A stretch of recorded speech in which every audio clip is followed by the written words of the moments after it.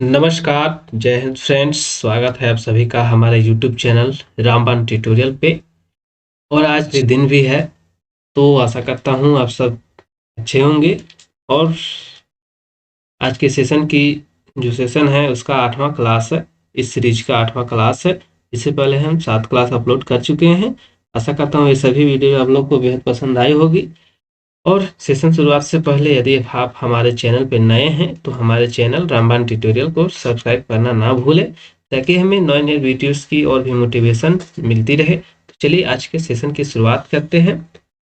तो आज का जो पहला हमारा क्वेश्चन है, क्रायोलाइट किस धातु का अयस्क है? ऑप्शन है एल्युमिनियम, कॉपर, लोहा, चांदी।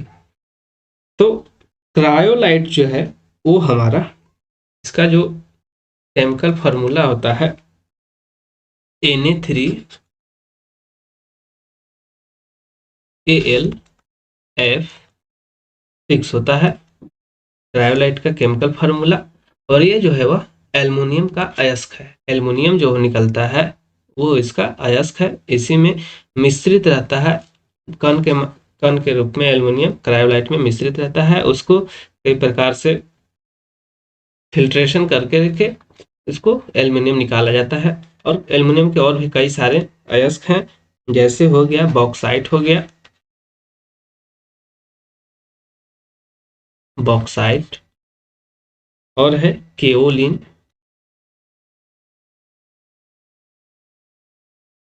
अगला इसका है फेल्सपार,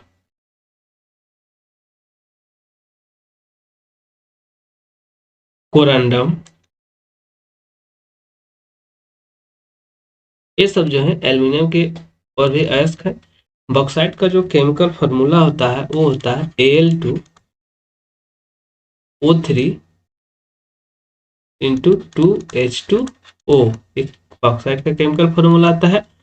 केओलिन का formula 3Al2O3 into 6SiO2 into 2H2O होता है। फेल्सपार का जो केमिकल फार्मूला है वो होता है KAlSi3O8 होता है। जबकि कोरंडम का जो केमिकल फार्मूला है, कोरंडम का फार्मूला होता है सिंपल सा Al2O3। एक कोरंडम का केमिकल फार्मूला होता है। ये सारे कौन से हैं? एल्युमिनियम के अयस्क है। कॉपर के जो अयस्क होते हैं, कॉपर के अयस्क क्यूप्राइट होता है, क्यूप्राइट होता है। दूसरा होता है मैलेकाइट होता है, मैलेकाइट। और एक और होता है एजुराइट।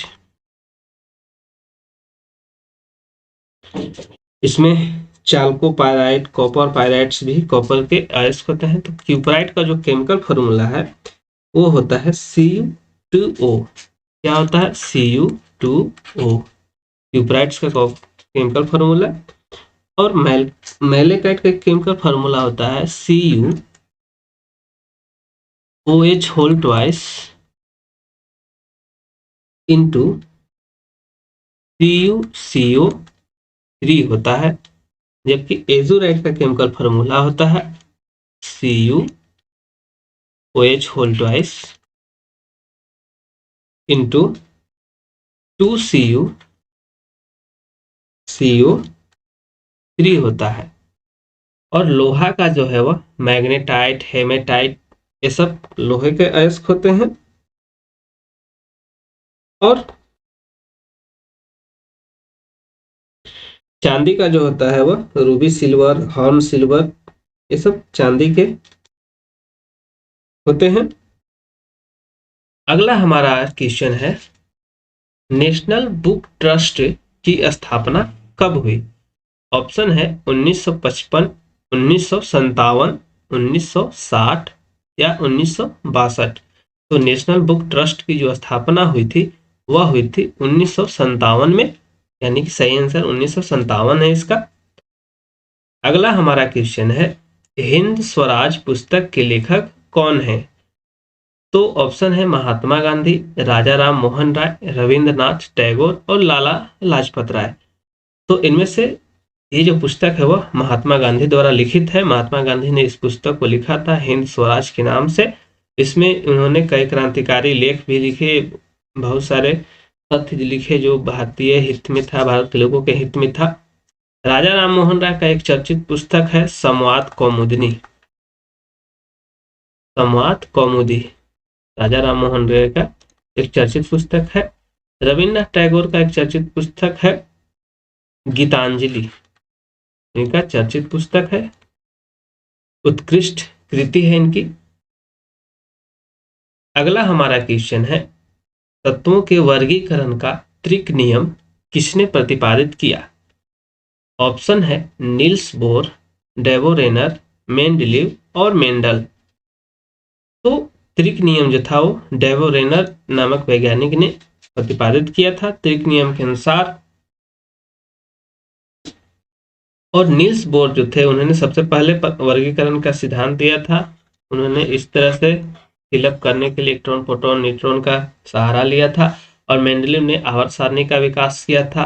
आवर्त सारणी जिसमें अणु परमाणुओं को ध्यान में रखते हुए सारे तत्वों को उसमें सजाया गया था। मेंडल जो थे इन्होंने पी मटर के पौधे पर एक प्रयोग किया था और उन्होंने जीन आनुवंशिकता का सिद्धांत दिया था मेंडल ने। तो अगले क्वेश्चन की तरफ बढ़ते हैं। अगला हमारा क्वेश्चन है, 5 मीटर प्रति सेकेंड की गति से गतिशील 22 केजी वजन वाले वस्तु की गतिज ऊर्जा कितनी होती है? पहले गतिज ऊर्जा क्या होती है? तो गतिज ऊर्जा, जिस समय कोई भी वस्तु अगर गतिशील होती है तो उसी जो ऊर्जा उसमें निहित होती है वह गतिज ऊर्जा कहलाती है। और गतिज ऊर्जा जो होती है उसको काइनेटिक एनर्जी भी बोलते हैं। काइनेटिक एनर्जी बोलते हैं इस गतिज ऊर्जा को।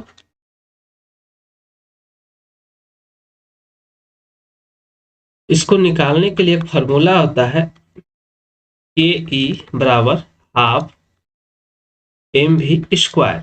इसी फॉर्मूला से हम इस क्वेश्चन को सॉल्व करेंगे। तो इसमें हमारा मास दिया हुआ है और वेलोसिटी दिया हुआ है, तो हम इसको बैठा देंगे। मास कितना है मेरा? 22 kg है और वेलोसिटी कितना है? 5 है।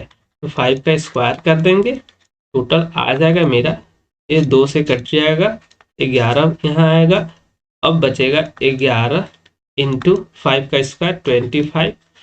तो आंसर आ जाएगा हमारा 275 जूल। यही सही आंसर है इसका। तो इस ऑप्शन नंबर ए इसका सही आंसर है। अगला हमारा क्वेश्चन है, यदि आप एक दर्पण में देखते हैं तो पाते हैं कि छवि आपसे छोटा है, तो वह कौन सा दर्पण है? तो ऑप्शन है अवतल दर्पण, उत्तल दर्पण, समतलोत्तल दर्पण या समतल दर्पण।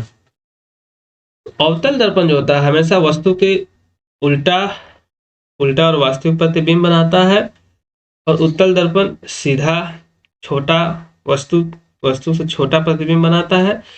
तो इसका सही आंसर उत्तल दर्पण होगा। उत्तल दर्पण का उपयोग साइड मिरर के रूप में किया जाता है, जिससे ड्राइवर पीछे के दृश्य को देख पाता है। समतल दर्पण में क्या होता है, जैसे कि एक समतल दर्पण है, वस्तु यहाँ पे रखी हुई है, इसके बीच में जो डिस्टेंस है उतना ही डिस्टेंस का एक प्रतिबिंब समतल दर्पण के पीछे बनता है। जितना वस्तु आगे रखी रहेगी उतना ही वस्तु का प्रतिबिंब जो है दर्पण से पीछे बनेगा। यानी कि ये इतना दूरी पर है तो इसका प्रतिबिंब जो है वो भी इतना ही दूरी पर पीछे की ओर बनेगा। ठीक है। अगला हमारा क्वेश्चन है, यदि एक कंडक्टर का प्रतिरोध यानी कि रेसिस्टेंस, क्या होता है? प्रतिरोध यानी कि रेसिस्टेंस। ठीक है। तो रेसिस्टेंस किसके व्युत्क्रमानुपाती यानी कि इनवर्स यानी कि उल्टा व्युत्क्रमानुपाती होता है? ऑप्शन है अनुप्रस्थ काट का क्षेत्रफल, लंबाई, तापमान, प्रतिरोधकता। जैसे एक पाइप है, एक वायर है, ठीक है, इसकी लंबाई है एल हो गया, यहाँ से यहाँ तक इसका एल हो गया, ये इसका व्यास हो जाएगा पूरा, और ये जो होगा ये क्रॉस सेक्शन एरिया हो जाएगा, यानी कि ए हो जाएगा। ठीक है, तो यदि हम इस तार को यहाँ से काट देंगे तो इसकी जो क्या होगी कैपेसिटी, इसमें जो होगी, इसमें प्रतिरोध जो होगा वह कम हो जाएगा चाहे बढ़ जाएगा। तो फलतः क्या होता है, एक कंडक्टर का जो प्रतिरोध होता है वह क्रॉस सेक्शन एरिया यानी कि अनुप्रस्थ काट का जो क्षेत्रफल होगा उसका व्युत्क्रमानुपाती होता है, यानी कि उल्टा होता है। ठीक है, लंबाई का समानुपाती होता है, तापमान जो होता है ये भी कोई ज्यादा मैटर नहीं करता है, लेकिन क्रॉस सेक्शन एरिया ज्यादा मैटर करता है इसमें। कम दूरी तार को कम दूरी ले जाएगा तो ज्यादा उसमें ज्यादा पावर आने की संभावना होती है। अगर तार को वही ज्यादा लंबा करते हैं, बहुत दूर तक ले जाते हैं, तो उसमें करंट जो होता है थोड़ा स्लो आता है, कम आता है। और आज जो है वह 2022 का अंतिम दिन है, लास्ट डे है आज, 31 दिसंबर 2022 है। आशा करता हूँ आप सभी अच्छे से होंगे और वैसा कोई भी कार्य ना करें ताकि आने वाले नए साल में आप लोग को दिक्कत का सामना करना पड़े। और एलपी टेक्नीशियन की तैयारी में हमेशा लगे रहें।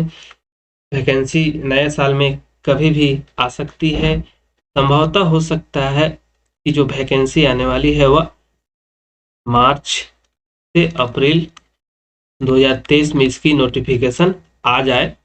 तो इसकी तैयारी आप अभी से शुरुआत कीजिए और मन से पढ़िए, अच्छे से पढ़िए, शिद्दत से पढ़िए, क्योंकि मेहनत करने वालों की कभी हार नहीं होती है। सफलता जो हमेशा प्रयासरत रहते हैं उन्हें कभी न कहीं किसी न किसी रूप में हमेशा सफलता अवश्य मिलती है। पढ़ाई से दूर मत भागिए, पढ़ाई जो है सबसे मनुष्य की सबसे बड़ी पूंजी होती है। तो मेहनत के पीछे भागिए, सक्सेस के पीछे भागिए, दुनिया आपके पीछे पीछे पीछे आती आएगी। यदि आप एक बार कामयाब हो गए तो आपको चाहने वाले, आपसे पूछने वाले, आपसे बात करने वालों की लाइन लगी रहेगी, आपसे बात करने के लिए लोग सोचेंगे। और यदि आप कामयाब नहीं बनते हैं तो कोई नहीं पूछने वाला है, इस संसार में कोई किसी का साथ नहीं देने वाला है, कोई किसी का नहीं है। दुनिया में सिर्फ साथ है तो सिर्फ अपने माँ और बाप होते हैं, इसके अलावा कोई और ना आपका भाई साथ देगा, ना आपका बहन साथ देगा, ना दोस्त यार साथ देंगे, ना आपकी गर्लफ्रेंड साथ देगी। इसलिए मेहनत कीजिए, मेहनत के पीछे भागिए, सक्सेस के पीछे भागिए, सफलता आपकी कदम चूमेगी। तो चलिए अगला क्वेश्चन देखते हैं।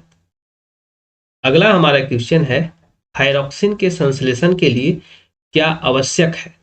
ऑप्शन है पोटेशियम, कैल्शियम, आयोडीन और सोडियम। तो इसमें जो है वह थायरॉक्सिन के संश्लेषण से के लिए आयोडीन की आवश्यकता होती है, तो इसका सही आंसर आयोडीन होगा। सोडियम का सिंबल Na होता है, पोटेशियम का सिंबल K होता है, कैल्शियम का सिंबल Ca होता है, आयोडीन का I होता है।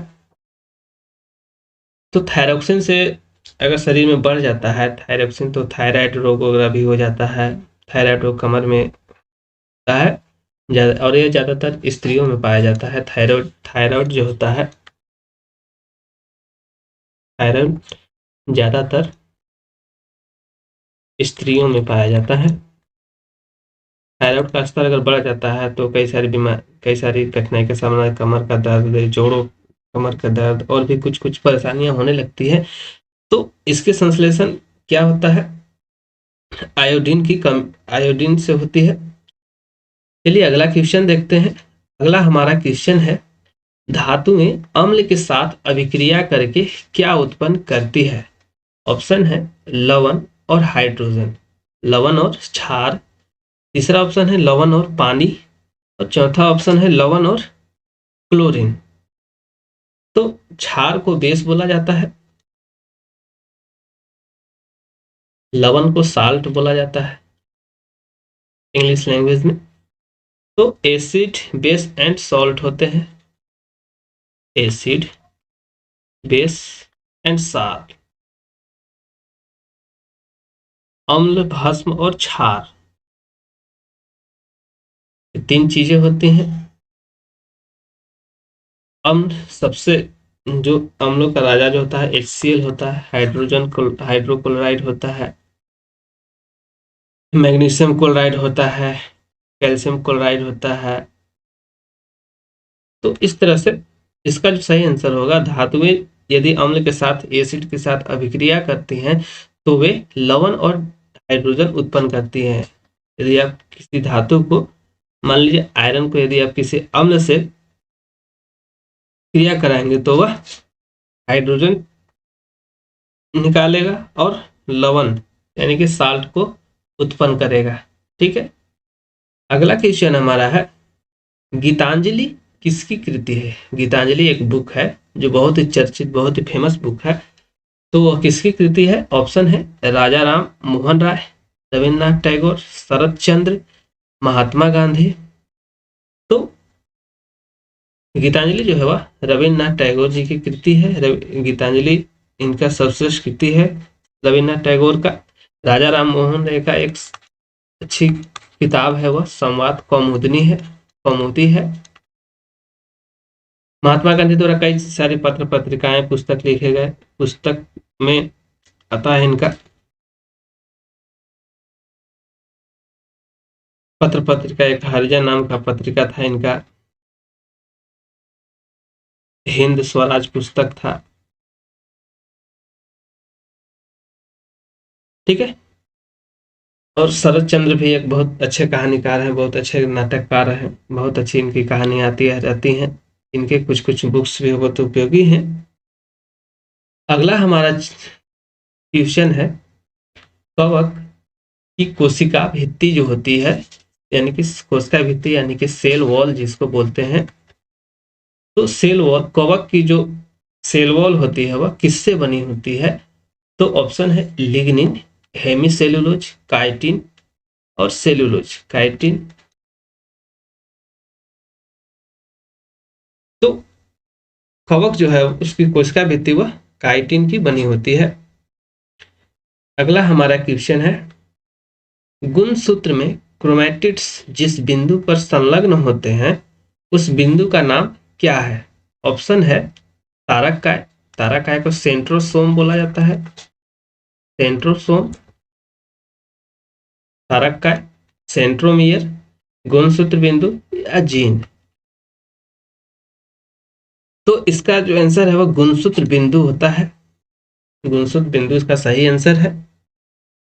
अगला हमारा क्वेश्चन है, किसी फूल के मदा प्रजनन अंग, मदा प्रजनन हिस्सा जो होता है उसको क्या कहा जाता है? एक फूल है, मान लीजिए ऐसे एक फूल है,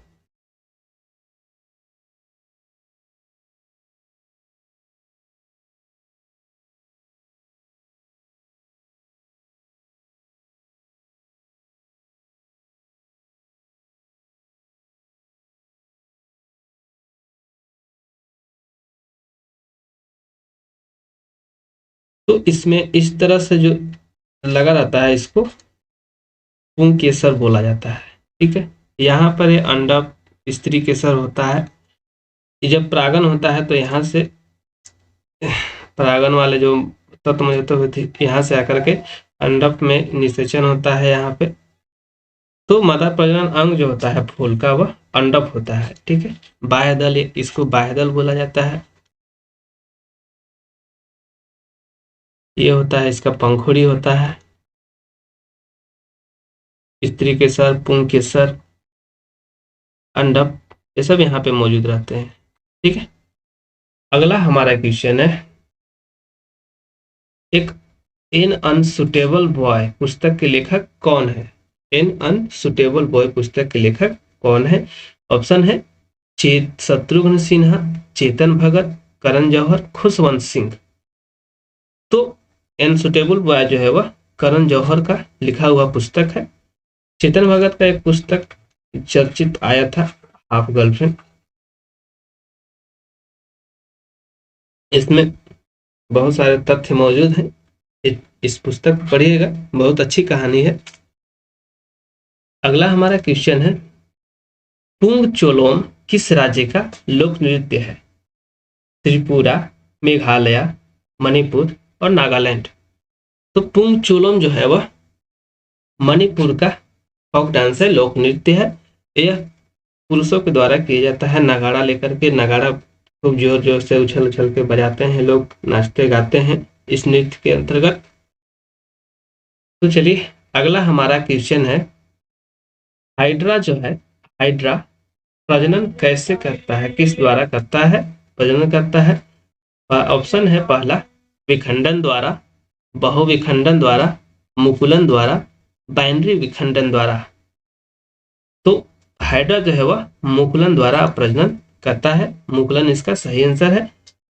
अगला हमारा है, सूत्र विभाजन के चरण का नाम बताएं जिसमें विभाजित सेल, यानी कि जो विभाजित हो जाता है सेल की गुणसूत्र जो होते हैं वह मध्य रेखा पर स्थित होते हैं। वह कौन सा चरण है? तो ऑप्शन है एनाफेज, टेलोफेज, मेटाफेज, प्रोफेज। तो इसमें जो है वह मेटाफेज इसका सही आंसर है। सूत्र विभाजन में 5 चरण होते हैं।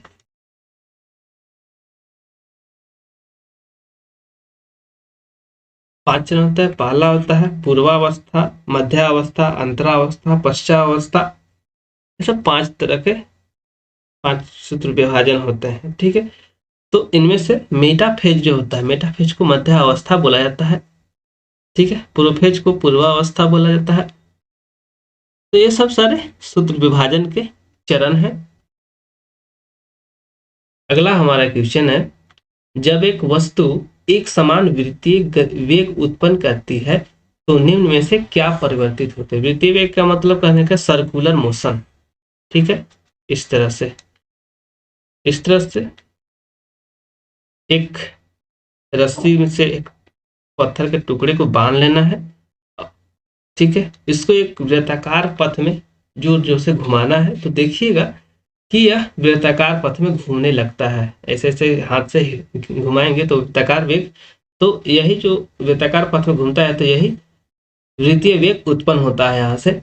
और वृत्तीय वेग में जब हर समय क्या होता है, डायरेक्शन चेंज होता है, यानी कि दिशा इसकी हमेशा चेंज होती रहती है।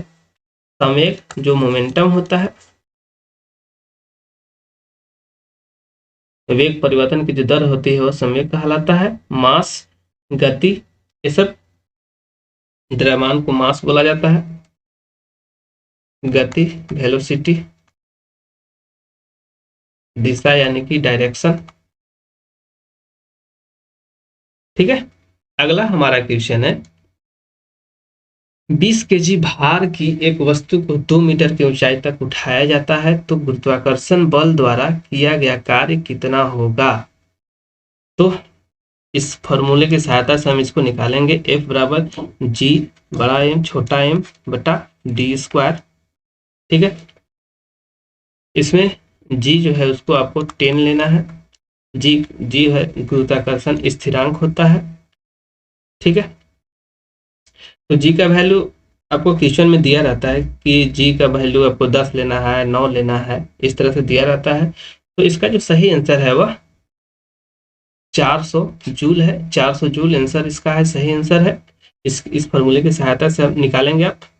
ठीक है, अगला हमारा क्वेश्चन है, द बिग हार्ट पुस्तक के लेखक कौन है? ऑप्शन है चेतन भगत, मुल्कराज आनंद, अरुंधति रॉय, डॉक्टर मनमोहन सिंह। तो द बिग हार्ट जो है वह मुल्कराज आनंद का फेमस पुस्तक है। मुल्कराज आनंद ने इस पुस्तक को लिखा है। चेतन भगत का पुस्तक है हाफ गर्लफ्रेंड हो गया, बहुत सारे किस्से इनके हैं। अरुंधति राय भी, इनको भी बहुत सारे सम्मान मिल चुके हैं लेखन कला में, लेखन के क्षेत्र में ये भी बहुत अच्छी राइटर हैं। मनमोहन सिंह भी हमारे पूर्व प्रधानमंत्री हैं। ये अर्थशास्त्री भी, वित्त मंत्री भी भारत सरकार में रह चुके हैं। 1991 के दशक में वित्त मंत्री भी रह चुके हैं मनमोहन सिंह जी। ठीक है, तो आज का सेशन की समाप्ति हम यही करते हैं और आने वाले नए साल के लिए आप लोग को wish you very very happy new year. और आशा करता हूँ ये सेशन आप लोग बेहद पसंद आएगा। तो तैयारी में लगे रहिए, वेट करते रहिए, वैकेंसी का वेट मत करिए। वैकेंसी मार्च अप्रैल तक हो सकता है आ ही जाएगी, क्योंकि जैसा नोटिफिकेशन दिया गया है रेलवे के द्वारा। तो आशा करता हूँ आप सब अच्छे होंगे और आने वाले साल के लिए हैप्पी न्यू ईयर सभी को। तब तक के लिए जय हिंद, जय भारत।